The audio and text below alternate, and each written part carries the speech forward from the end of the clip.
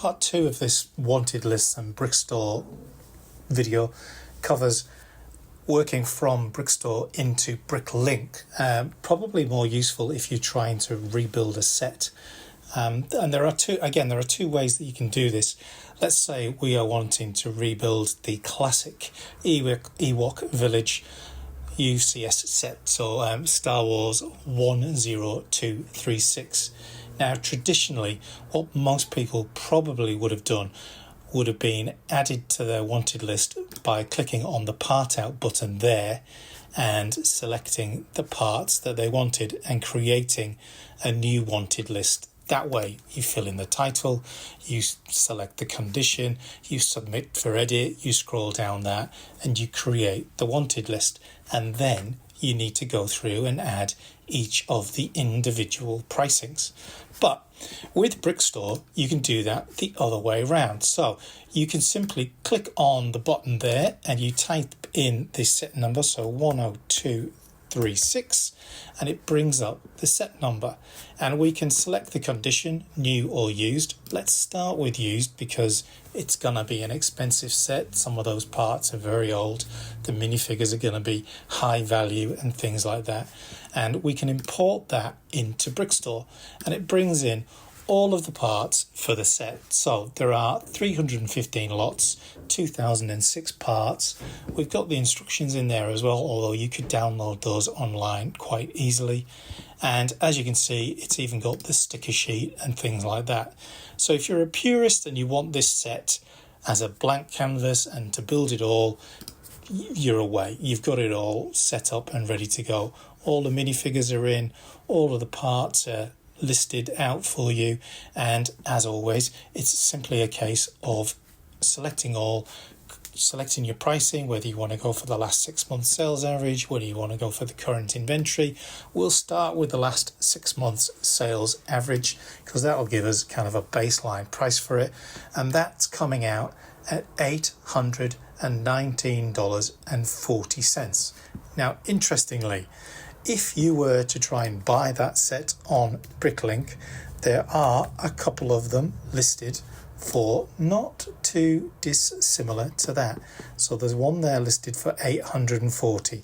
So let's go and see if it's listed, or it's brand new and sealed in box. So you could probably buy it sealed in a box for cheaper than you can part it out on Bricklink. Just something to bear in mind when you are looking to rebuild these expensive old sets. Invariably, it will be cheaper to save the money and buy the set, unless you've got an awful lot of parts sitting at home waiting to be used and you're really just completing a set. Anyway, so here we are. We've got our set.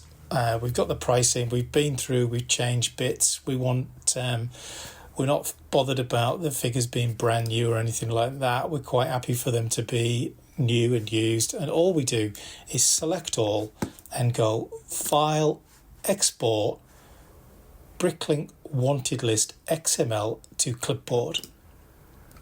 And we can either enter the ID of a wanted list or leave it blank for a default wanted list. Now, don't worry about that at this stage.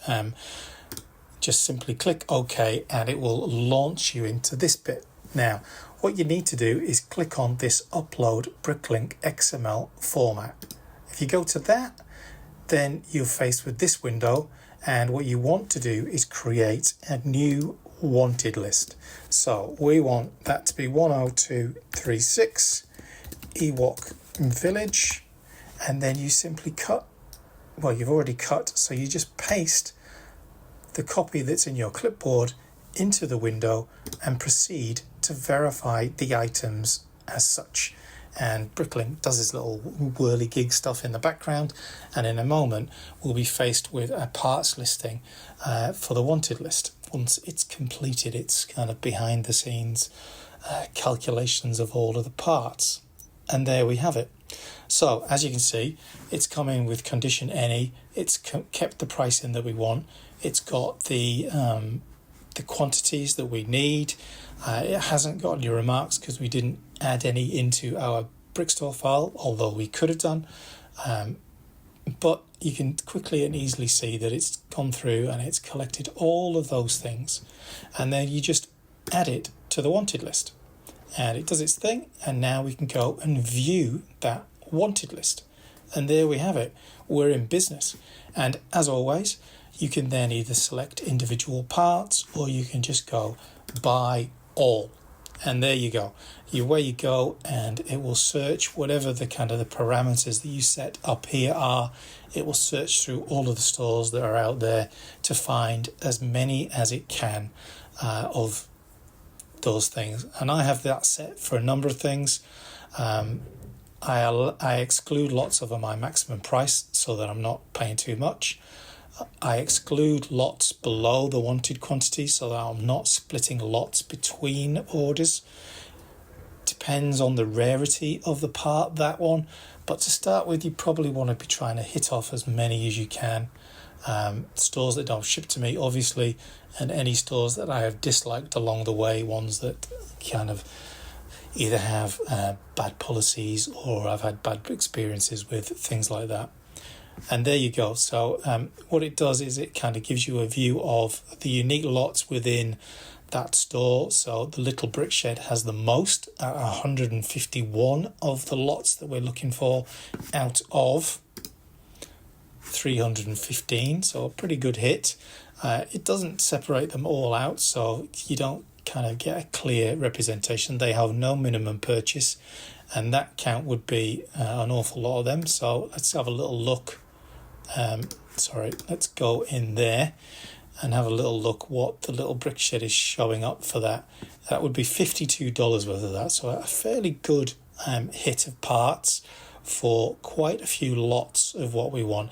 It's probably the minifigures that are the main price of this set, but you could confirm that selection. It would make your shopping cart, and there you go. Now, a slightly side note to that is that if you go to your wanted lists, and let's say we've got the Ewok village there, once you've made your order and you want to update it with purchases you made, I'm sure everyone knows it, but just in case you don't, what you simply do is you click up here to apply an order, and it will go to all the orders that you've made recently and show you the ones that are applicable. I don't know if any of my orders are applicable. Yes, they are. Let's say I bought from Bricks for Leisure for this set. There we have a whole load of those. You apply that to the shopping list, and next time you search, it rules that out of the search for your parts. And that's it.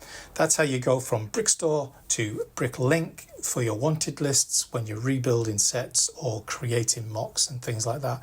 Pretty straightforward, pretty easy. It certainly gives you more control over pricing, and it definitely speeds up the process of getting back to your building quicker rather than worrying about pricing. Hope that helps. Thanks a lot for watching. If you enjoyed this video, please give it a thumbs up.